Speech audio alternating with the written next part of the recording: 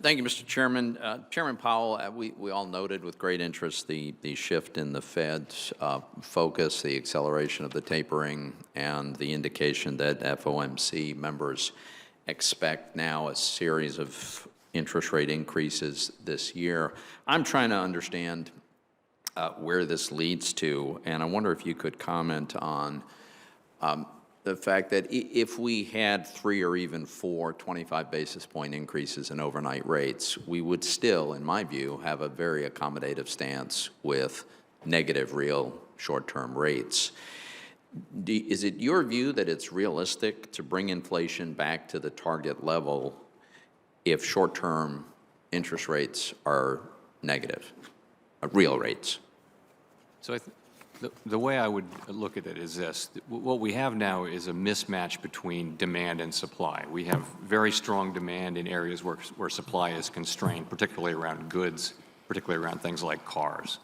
So we have to, how are those two things going to get into better into alignment? Well, part of the answer is going to be through shifts in demand, and we think that part of it will be through the return of greater supply. So I don't think we look to get all of the realignment between demand and supply through the demand channel, although we should get some. But at the same time, we do think we'll get, over the course of this year, return to normal supply conditions, and that's going to affect our policy. I will say, though, if we see inflation persisting at high levels longer than expected, then we will, if we have to raise interest rates more over time, we will. We will use our tools to get inflation back, and the main reason is this, that to get the kind of very strong labor market we want with high participation, it's going to take a long expansion. We can see that participation is moving only very slowly, and to get a long expansion, we're going to need price stability. Right. And so in a way, high inflation is a severe threat to the achievement of maximum employment and to achieving a long expansion that can give us that. I think that's a very important point. Let me also just ask you, as I mentioned, I understood the need for quantitative easing, the extraordinary measures that we're taking during the crisis, but I worry that the Fed's decision to continue to use these policies well after the crisis had passed, and in fact we're in the midst of a strong recovery, increases the risk of normalizing behavior like this bond buying. So I think it's your view that it's important that this not become normal routine part of Fed behavior.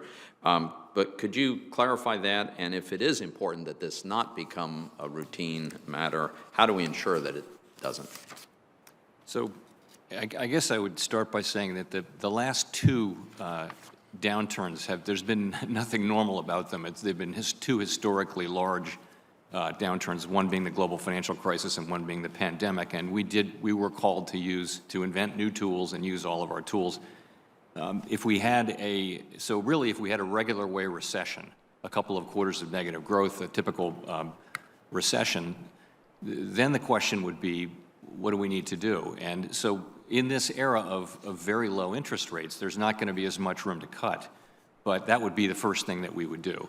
Now, just because we have been and probably remain in an era of very low interest rates, we would have to look at asset purchases as the next tool in line, but I don't think we'd automatically use it unless it was necessary. I would certainly hope we wouldn't automatically use it. I would hope that there would be a very, very high threshold to get over, especially when you consider the ways in which it distorts the allocation of capital. As I mentioned in my opening remarks, one of the things I'm very concerned about is especially the regional banks having strayed from the Fed's statutory mission on monetary policy into inappropriate and overtly political advocacy. Just one of many, many examples, the Boston Fed conducted a virtual event as part of its Racism and the Economy series, in which the speakers routinely and adamantly called for defunding the police. Just nothing to do with the Fed's mandate.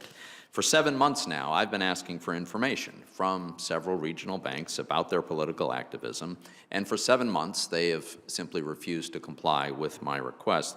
So I've requested some documentation from the main Fed with respect to this activity. all of which, by the way, is subject to FOIA in any case. Now, I'm sure it's not your opinion that the ranking member of the Senate Banking Committee is entitled to less information than a member of the general public would get through a FOIA request. So can you commit to getting me the information that is now long overdue? So I am aware that you have submitted a FOIA request and we're processing it now, and I don't know what's asked for. I don't know whether it's actually covered by FOIA, but to the extent that it is, you'll of course get it.